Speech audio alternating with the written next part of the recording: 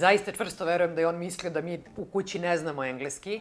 Meni je ideja bila da promovišem Srbiju i našu kulturu i ne želim da zvučim kao neki ludak sa sjajem u očima koji kaže sjajno sam. Do te mere da bukvalno, ma ne da ne znam finansije, ja jako slabo stojim sa matematikom. Mi tamo, naravno, imamo predrasude o tome kako smo mi super sposobni za sve i kako sve znamo. Ne bi bilo neprilagođenih imigranata nigde u svetu, a njih ima jako mnogo. Mislim da je zapravo život u jednom uređenom sistemu lep u smislu da ti daje jednu slobodu da istražuješ ta svoje interesovanja i svoje hobije i da na toj strani rasteš. Ako biste malo da prodišete i izađete iz kuće, molim vas, slobodno dođite u Vancouver. Dobar dan, dragi moji, dobrodošli u Život u Kanadi i dobrodošli u julsku kafu sa Irinom. Zaista se radujem ovim našim zajedničkim kafama, pre svega naravno zato što imate fantastična pitanja koja mene teraju na neke inspirativne odgovore. I krećemo redom odmah.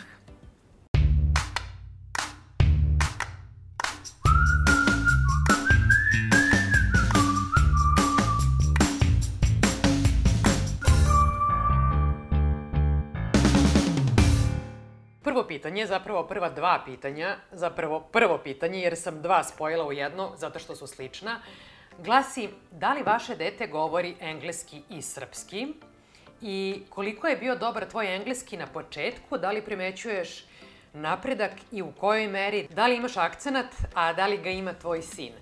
Prvo, hajde da počnem sa Maksimom. Maksim je ovde rođen, ovde odrasta, ide u vrtić, naravno, u kom se priča engleski, tako da on priča podjednako dobro i engleski i srpski. Nisam potpuno sigurna, čak nekad pomislim da bolje priča engleski, ali to je zbog toga što mi u kući pričamo isključivo srpski. Naravno da se nekada omakne da mu kažemo nešto na engleskom, ali samo kada vidimo da on u tom trenutku insistira da priča na engleskom, ali se strašno trudi da priča srpski. I mislim da, što se toga tiče, imamo mnogo sreće sa njim, zato što znam da se ljudi muče sa ta dva jezika, gde god da se nalaze. Ima nekih slučajeva kada deca jednostavno lakše im je da pričaju taj strani jezik i u kući pričaju tim jezikom i neće da pričaju srpski. Ne zato što su deca nešto tvrdoglava pa odbijaju da u kući pričaju maternjim jezikom, mislim da im je prosto lakše. Maksim, recimo, ima drugare koji su naravno takođe imigranti i znam da oni u kući uglavnom pričaju engleski, iako se njihovi roditelji trude da sa njima pričaju na njihovim maternjim jezicima. Ali to je sve potpuno normalno. Mislim da smo mi imali ludu sreću sa tim što je Maksim, čvrsto verujem, bio ubeđen da mi u kući, kada smo u okviru naših zidova, ne znamo da pričamo engleski. Jer nas nikada u kući nije čuo da pričamo engleski, mi uvek pričamo samo srpski i valjda ni on nije insistirao na tom engleskom. Kako je vreme prolazilo, kako je on sve više pričao, mi smo prosto počeli da shvatamo da on jako dobro govori engleski. Sa njim ne pričamo i onda i ne znamo koliko zna i onda je počelo da se dešava da on sklapa čitave rečenice na engleskom i mi smo bili u fazonu odakle sad ovo dolazi. I ako kaže nešto na engleskom u kući, mi ponavljamo na srpskom, sve ga učimo da priča na srpskom i on se stvarno trudi, ponavlja sve reči. To je prosto do deteta. Ako bi bio neki moj savjet roditeljima šta da rade, jednostavno da se trude. Ne verujem da ima nekog magičnog recepta za to. Što se tiče mog engleskog, ne mogu da procenim koliko sam dobro ja znala engleski kada sam došla. Sigurno nisam znala koliko ga znam sada, zato što ne možete da poredite to znanje jezika kada ste tu i svakodnevno pričate na engleskom. Naravno da smo znali jezik i pre nego što sam došla, znala sam ga zbog svog posla. Iako zbog posla nisam pričala mnogo engleski, ali sam ga znala. Ono što je dobro bilo za mene, ja sam 2 godine pre nego što sam došla u Kanadu koristila jednu aplikaciju koja se zvala Periskop, sada više ne postoji, ugašena je pre par meseci. To je bila prva aplikacija koja se pojavila, koja je bila za live streaming. Dakle, sve ono što sada imaju i Twitter, i Instagram, i Facebook, svi sad imaju te live videe. Periskop je bio prvi. I ja sam odmah počela da koristim Periskop čim je izašao. 2 godine sam u Srbiji svakoga dana radila minimum 2, a nekada čak i 3-4 live-a na engleskom jeziku. Meni je ideja bila da promovišem Srbiju i našu kulturu i sve u vezi sa Srbijom međunarodnoj zajednici. Imala sam veliku međunarodnu zajednicu prijatelja, ti ljudi su, neki od njih danas moji prijatelji, 10.000 followera, ali od tih 10.000, ajde da kažem da je recimo bilo 200 njih sa kojima sam bila u svakodnevnoj komunikaciji i dan danas sa mnogima se čujem, dopisujem i mogu da kažem da su moji prijatelji. Pošto sam to radila na engleskom, Tu sam vežbala svoj jezik. On nije bio dobar, daleko od toga, ali sam tada shvatila kroz to da ljudima nije ni bitno kakav je vaš engleski ako mogu da vas razumeju. A sa druge strane, opet sam htela da to bude najbolje moguće, tako da sam, pre nego što sam počela da radim te live-ove, uzela časove engleskog kod moje prijateljice Marine u školi jezika Studio Mond. Moram da izreklamiram zato što su mi mnogo pomogli. U tom trenutku su imali časove konverzacije za sve ljude koji znaju jezik, ali hoće malo da vežbaju. I meni to bilo neprocenjivo iskustvo. Čak ću izreklamirati toliko da ću da vam ostavim ovde u opisu videa link za tu školu, pa ako nekoga zanima možete da ih pozovete. Mislim da su sad na letnjoj pauzi, ali od septembra će im krenuti novi časovi. I to mi je stvarno bilo super. Dakle, dodatni časovi engleskog. Svakoga dana sam radila live-ove na engleskom, na Periskopu.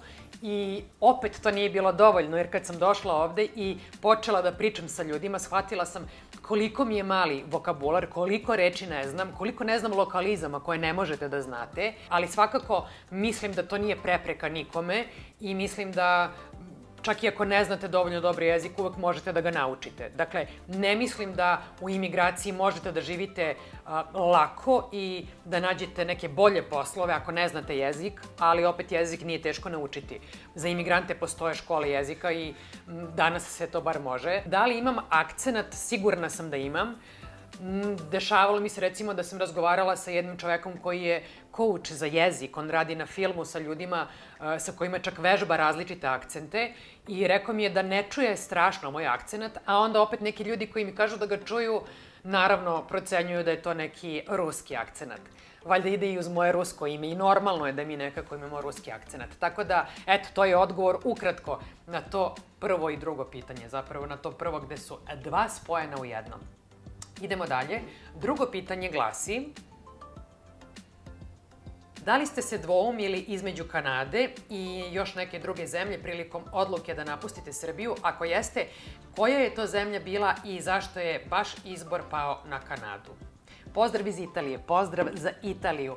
Nisam se dvoumila, nisam planirala. Kanada nikada nije bila na mojoj listi turističkih destinacija koje želim da posetim. Nisam ništa znala o Kanadi. Sa ovim što danas znam, možda bih birala da živim u njoj. Dopada mi se moj život u Kanadi, ali ja nisam nikada htela da se iselim iz Srbije. Ja sam mnogo volela moj život u Srbiji, imala sam fenomenalan posao, divnu karijeru, divne ljude i u Kanadu sam se odlučila da dođem samo zato što je moj suprug već bio u Kanadi. On je dobio posao, taj posao se pretvorio u još jedan ugovor, pa još jedan i onda kada je došlo vreme da smo shvatili da smo prosto predugo odvojeni, iako sam ja dolazila ovde i on je naravno dolazio u Srbiju, prosto sam ja odlučila da je vreme da napravim neku pauzu malo u karijeri. Bila sam umorna od ustajanja ujutru u 4 sata, jako mi je to bilo naporno koliko god da sam voljela taj posao. I onda sam samo htela da napravim pauzu, da dođem ovde, da vidim da li mi se dopada život ovde i da li bih uopšte mogla da se uklopim tu. I tako je i bilo, prosto sam došla, prošla onu fazu medenog meseca, onda sam bila u depresiji, bilo mi je užasno, mrzela sam i Kanadu i tu svoju odluku da napustim Srbiju i sve živo. I to je bio jedan proces navikavanja, a pričala sam o njemu u onom videu 5 faza jednog imigranta, ostavit ću vam link ovde gore. Tako da, kod mene nije bilo dvoumljenja da li Kanada ili neka druga zemlja, nisam htela da idem nigde, ali bi odgovor moj na to pitanje dok sam živela u Srbiji, verovatno bio ono nešto klasično, Italija, Španija, Portugalija, negde gde je toplo, gde ima mora, gde imam utisak da se lagodno živi, možda Crna Gora, to je svakako moja ljubav zauvek, ali nije bilo dvoumljenja, bilo je ili Kanada ili se Nikola vraća u Srbiju. Ja sam odlučila da dođem ovde i onda je sled događaja bio takav da smo prosto ostali. I ne kajemo se. Sledeće pitanje glasi: da li ćeš ići negde van Kanade na odmor? Da li se vraća polako neki normalan život uprkos koroni? Generalno, kakva je atmosfera u društvu? Da li su ljudi opterećeni koronom? Mnogo pitanja u jednom. Nećemo ići nigde van Kanade. Ako bismo išli negde, išli bismo u Srbiju, ali ne idemo zato što ovog leta i dalje važi to pravilo karantina. Po povratku u zemlju nama to ne odgovara, tako da nećemo ići. Sva naša putovanja ovog leta su u okviru Britanske Kolumbije. Jedno je putovanje na Vancouver Island. Mislim da ćete uskoro videti video sa tog našeg putovanja na Vancouver Island koje je ogromno. I generalno u Britanskoj Kolumbiji ima jako mnogo divnih mesta koje još nismo istražili i vrlo se radujemo da ih vidimo. Da li su ljudi opterećeni koronom? Ne bih rekla. Mislim da nekako se živi normalno koliko je to moguće. Odlaze polako na putovanja iz našeg okruženja, niko još nije putovao van Kanade, neki prijatelji u decembru planiraju za Meksiko, ima ljudi koji planiraju da idu za Srbiju, koji nisu bili kući 2 godine, 3 godine, recimo prošle godine zbog koronavirusa naravno, ali ne bih rekla da su opterećeni i da je to nešto što remeti svakodnevni život. Polako se stvari vraćaju u normalu, što nas najzad sve raduje i mi se nadamo da ćemo, ako ništa sledećeg leta, moći da idemo malo i za Srbiju. Sledeće pitanje glasi, opet putovanja. Koliko Kanađani zaista putuju po svetu, s obzirom da imaju samo 2 sedmice godišnjeg i koliko to sebi mogu da priušte, kao na primjer Australci koji zaista putuju mnogo. Nemam baš odgovor na ovo pitanje jer ja ne znam toliko mnogo Kanađana, pa sad da mogu da kažem koja je statistika. Generalno putuju i putuju po svetu, nemaju samo 2 nedelje godišnjeg, te 2 nedelje godišnjeg su u početku, što duže radite za jednu firmu dobijate sve više i više dana, tako da ima ljudi koji posle nekih 20-30 godina rada imaju i po mesec dana ili 5 nedelja godišnjeg odmora. Nekako mislim da je u kulturi Amerike i Kanade da ljudi najviše putuju kada odu u penziju ili u onom periodu između fakulteta i zaposlenja, kada uzimaju te neke duge pauze i odu recimo da proputuju Evropu ili Aziju, ali generalno putuju mnogo i znam da vole bilo gde da putuju isto kao i svuda u svetu. Mislim, različiti su afiniteti. Ako me pitate za letovanje, za zimovanje, za godišnje odmore, rekla bih da se možda najčešće odlučuju za Kubu, Havaje, Dominikanu, Meksiko, nešto što je na ovom kraju sveta, što nije predaleko i što mogu sebi da priušte. Sad, u njihovoj kulturi je malo drugačije kada se ide na putovanje poput letovanja, kao što su Meksiko, Kuba, Havaji. Tu se uglavnom ide na nedelju dana, prosto tako su navikli, ne znam zbog čega zaista. Malo ko ide na 2 nedelje, to se smatra jako dugim odmorom. Možda zbog toga što vole prosto da podele te godišnje odmore na više nekih putovanja. Znam da jako mnogo njih 2-3 puta godišnje odu negde na recimo 10 dana ili nedelju dana i možda se tako, ne znam, sa tim raspoređenim odmorima bolje odmore zapravo. Sve u svemu vole da putuju i putuju svuda. Ajmo na sledeće pitanje. Sledeće pitanje je postavio David, koji kaže, nažalost, prošli put mi niste odgovorili na pitanje, pa hajde da probam još jednom. Kakav je stav Kanade o konfederacijskoj zastavi? Lijep pozdrav iz Rijeke. Veliki pozdrav za tebe, Davide, i mnogo izvini. Prošlog puta ti jesam odgovorila na pitanje, ali sam morala da ga isečem u montaži zbog nekih tehničkih detalja, ali sam u opisu videa napisala objašnjenje, tako da ću ukratko sad da ti kažem, mislim da je stav Kanađana o toj zastavi takav da je ne odobravaju, vrlo je razumljivo i zbog čega. Ona se smatra rasističkom, smatra se nedostojnom. Nisam videla da je iko ikada igde koristi. Jesam potražila malo nešto u vestima o njoj i videla sam da je bilo recimo u Ontariju, u Torontu je bilo nekih primjera kada bi neko stavio tu zastavu u svoje dvorište ili na kuću i onda bi komšije tražile da se ta zastava skine. Ovde je prilično jak taj duh zajednice i vodi se računa o tome i prosto kada komšiluk vidi ili zajednica da nešto tu nije u skladu sa ljudskim vrednostima, pravima, da ugrožava bilo koga ili da prosto promoviše neku pogrešnu ideologiju,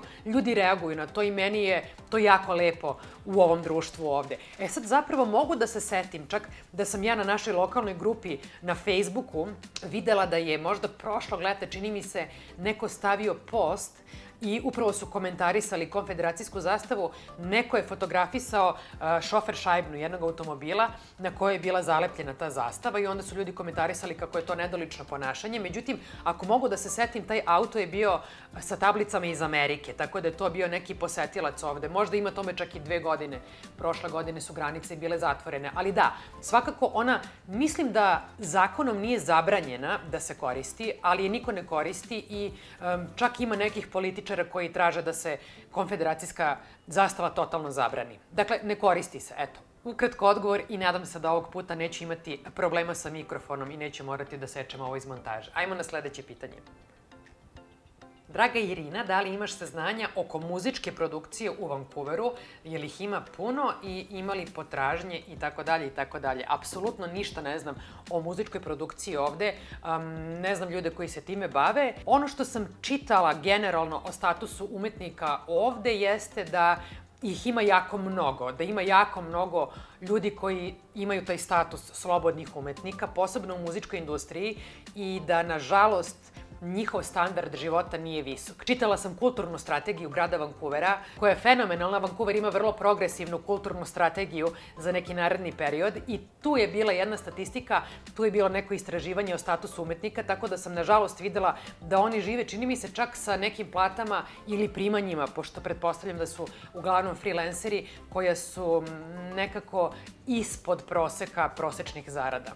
Mnogo mi je žao zbog toga i eto, nadam se da će se to promeniti u budućnosti. To je sve što znam o muzičkoj produkciji. Filmske ima jako mnogo, ali o muzičkoj, nažalost, baš ne znam ništa. Osim ovoga. Ali hvala na pitanju. Idemo dalje. Sledeće pitanje glasi, je li ima dima u Vancouveru kao ovde kod nas u Alberti? Nikako da ode i hladno je, čak ispod 20 stepeni, ne može se izaći, pa kontam možda je bolje ići ka okeanu da malo prodišem. Nema dima, mi smo svi iznenađeni što još nije došao dim. Nažalost, veliki su šumski požari i svakog leta taj dim dođe u Vancouver. Ne dođe samo miris, nego dođe dim. Prošlog leta je bilo mnogo strašno. Prošlog leta Vancouver je bio danima u magli od dima, od tih šumskih požara koji su čak dolazili, dakle taj dim je čak dolazio iz Kalifornije prošle godine. Mislim da je i pretprošle godine dolazio takođe i iz Kalifornije i iz ostatka Britanske Kolumbije. Dakle, ovog leta nema dima, srećom. Nažalost, ima i dalje požara kao što ih ima svake godine, ali to se nekako očekuje zbog raznih okolnosti, ali ako biste malo da prodišete i izađete iz kuće, molim vas, slobodno dođite u Vancouver, dođite nam u posetu. Ovde je vazduh fantastičan, dobro kvaliteta i ima jako mnogo mesta u prirodi pre svega gde možete da izađete i provedete neko lepo vreme. Idemo dalje. Sledeće pitanje glasi: Draga Irina, ovoga puta bih samo da pitam kako si. Veliki pozdrav za tebe, Marija.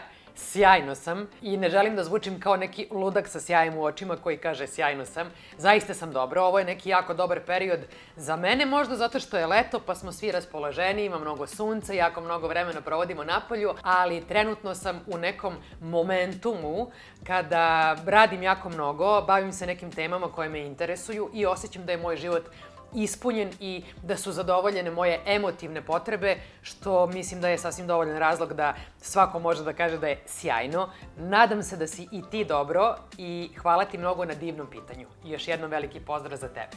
Idemo dalje. Kako se zvala emisija koju ste radili na televiziji? Ja se sećam vas sa malih ekrana. Hvala vam mnogo, Radice, i veliki pozdrav za Kruševac, jedan od mojih omiljenih gradova u Srbiji. Na televiziji poslednje što sam radila pre nego što sam došla za Kanadu bili su jutarnji program i kulturni dnevnik. Radila sam Oko magazin, radila sam neke specijalne emisije, radila sam serijal Srbija za poneti, radila sam uživo uključenja sa raznih nekih događaja. 10 godina sam provela na RTS-u, tako da ne mogu ni da nabrajam šta sam sve radila. Radila sam emisije iz nauke, takmičenja inovatora, svega je tu bilo, ali ono što sam najviše radila i pozicije sa kojih sam otišla kada sam došla za Kanadu su jutarnji program i kulturni dnevnik. I mnogo sam volela sve to i hvala vam, drago mi je kada kažete da me se sećate iz tog perioda i nekako mi puni srce što se i dalje pratimo. Još jedno veliki pozdrav, ne samo za Kruševac, već za moje divne prijatelje i ljude koji žive u Kruševcu. Ajmo mi dalje. Sledeće pitanje glasi: kakva je situacija u Vancouveru ili u Kanadi uopšte u vezi bankarstva, digitalnih finansija, generalno IT finansija, naravno ukoliko ste upoznati sa fluentnom situacijom u ovoj sferi biznisa? Pozdrav za vas. Veliki pozdrav za vas i moram da vam kažem da naravno da nisam upoznata. Finansije ne samo da nisu neka sfera u koju se razumem, nego čak ni tema mog interesovanja. Do te mere da bukvalno, ne da ne znam finansije, ja jako slabo stojim sa matematikom. Dakle, matematika je moja slaba tačka. Međutim, imam prijatelja koji se bavi finansijama, radi u jednoj banci i ono što znam jeste da, recimo, u Vancouveru je mnogo teže naći posao u sferi finansije i bankarstva nego u Torontu. Ne znam zbog čega, možda je ovo tržište ovde manje, verovatno da jeste, Vancouver je mnogo manji grad. Dakle, ako planirate nešto u tom smislu, moja preporuka, a na osnovu ovog malo što znam, jeste da gledate Toronto. Eto, nadam se da sam ovim barem donekle odgovorila na vaše pitanje i dala jednu bar informaciju više. Sledeće pitanje glasi: koja su to zanimanja koja se u Kanadi najviše traže? Da li postoji bilo kakva mogućnost da se nakon završenih trogodišnjih osnovnih studija upišu master studije u Kanadi i u kom trajanju? I ako ne, da li postoji mogućnost da se nakon završenog dvogodišnjeg mastera u Srbiji upiše master u Kanadi? I da li su naši privatni fakulteti priznati u Kanadi, odnosno da li sa njima mogu da se upišu master studije na nekom od fakulteta sa onom opcijom koja vam kasnije daje dozvolu da ostanete i da radite? Ovo je toliko mnogo pitanja u jednom pitanju, ja nemam odgovor na ovo. Ono što mogu da kažem opet iz svog skromnog znanja jeste da naravno da možete da upišete master, međutim fakulteti u Kanadi su toliko različiti da mislim da čak nije pitanje da li su priznati ovde fakulteti iz Srbije, pitanje je da li su priznati recimo u Vancouveru fakulteti iz Ontarija, iz Toronta. Imam drugara koji je recimo završio 2 godine jednog fakulteta u Torontu, došao ovde i to mu nije bilo priznato, isti program je morao da upiše od početka. Dakle, ima jako mnogo varijanti. Najbolje vam je da pogledate video, ostavljam link ovde koji govori o državnim fakultetima. Državni fakulteti su uglavnom ti ili neki veliki privatni koji vam daju tu opciju da kada završite neki od njihovih programa dobijete vizu i ostanete da radite. Ovo je onako može da bude vrlo problematično ako upišete fakultet koji ne daje tu opciju, onda ćete se malo namučiti i možda ćete morati zapravo više da platite, da se kasnije prebacite na neki drugi fakultet. Ja kada sam gledala da upišem master ovde, ja sam u Srbiji završila master iz ljudskih resursa i recimo kada sam gledala taj program ovde na nekim fakultetima u Vancouveru, znam da je opcija bila da upišem, ali da bih morala da polažem jako veliku razliku u ispitima, recimo da bih morala da polažem matematiku koju sam već polagala u Srbiji. Tako da nema tu nekog univerzalnog odgovora da li može ili ne može, šta je priznato ili nije. Morate da istražite fakultete koji vas zanimaju i da vidite kako možete tu da se uklopite. Idemo dalje. Pozdrav, gledajući ovaj kanal i druge kanale koji govore o životu u Kanadi, napravio sam sebi u glavi neku sliku o Kanadi i životu tamo koja je naravno vrlo pozitivna, ali takođe mi se i sve više vrzma po glavi pomisao da smo mi sa Balkana za njih tamo Thor za Avengers-e ili bar Tony Stark. E sad, zašto tako mislim? Nekako mi deluje da su oni fokusirani samo na jedno svoje zanimanje i toga se drže, a za ostalo plaćaju ljude koji rade to ostalo, nije ih muka naterala, kao nas sa Balkana, da sve znaju, da sve mogu sami, da poprave, nameste, urade, zamene, snađu se, nego naučeni su da rade to svoje i da plate profesionalce za druge stvari u kojima nisu stručni. Ne smatram da je to loše, ali se pitam da li smo mi u nekoj prednosti u odnosu na prosečnog Kanađanina, da li ćemo se lakše snaći u traženju druge karijere, da li ćemo se lakše prilagoditi novim situacijama, jer smo ih toliko već preživeli. Znači, zanima me pogled iz Irininog ugla na ovu temu. Pozdrav iz Zemuna. Veliki pozdrav za moj rodni Zemun i hvala na fantastičnom pitanju.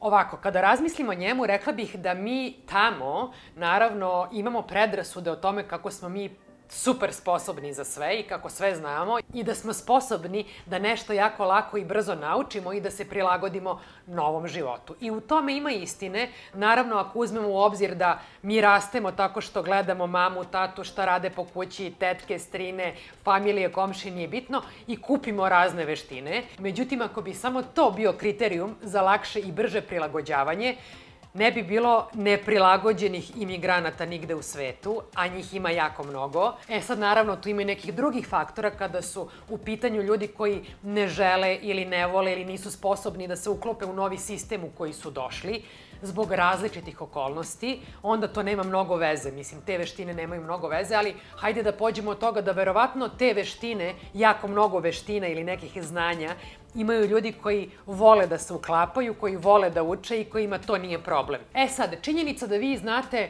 mnogo toga da radite i da ste možda automehaničar koji zna i moleraj, ne znači nužno da ćete lakše naći drugi posao u Kanadi.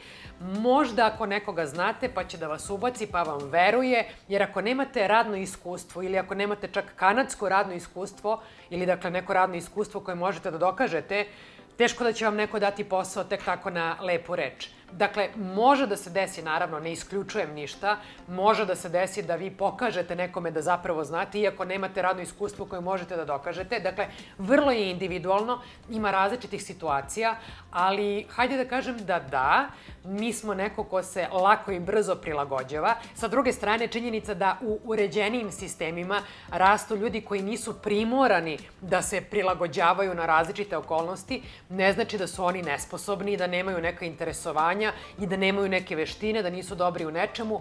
Jako mnogo njih se bavi nekim hobijima i onda te hobije pretvaraju u biznis. Mislim da je zapravo život u jednom uređenom sistemu lep u smislu da ti daje jednu slobodu da istražuješ ta svoje interesovanja i svoje hobije i da na toj strani rasteš. I upravo zbog toga ima imigranata koji svoje hobije pretvaraju u biznise kada negde dođu. Ja recimo znam čoveka koji nije imigrant, koji je Amerikanac i koji mimo svoje profesije se bavi amaterski fotografijom, ali toliko dobro se bavi da on već naplaćuje svoje usluge. Dakle, ako neko želi profesionalne fotografije, može da ode kod njega. Dakle, svega to ima. Ljudi su svuda ljudi. Neko je zainteresovan manje ili više, vredan manje ili više. I hvala na fantastičnoj ideji. Ovo je nešto o čemu ću zapravo promisliti malo dublje. Mislim da o ovome tek treba još da pričamo. I idemo na poslednje pitanje za danas koje glasi: da li ćete snimati novi video sa našim ljudima koji su tek došli u Kanadu ili koji su relativno novi u Kanadi? Gde su, šta rade, kako su se snašli, da li kod njih ima nostalgije? Video koji ste snimali sa Bobanom je fantastičan i mislim da ljudima koji planiraju ili su u procesu imigracije trebaju, ako mogu da kažem, svežije priče i iskustva. Mnogo hvala na ovom pitanju.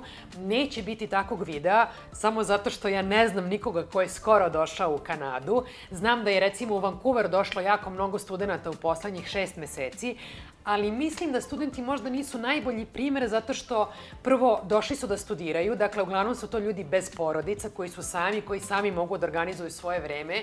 Drugo, oni nemaju mnogo vremena zato što rade i mislim da su njihove okolnosti prosto malo drugačije.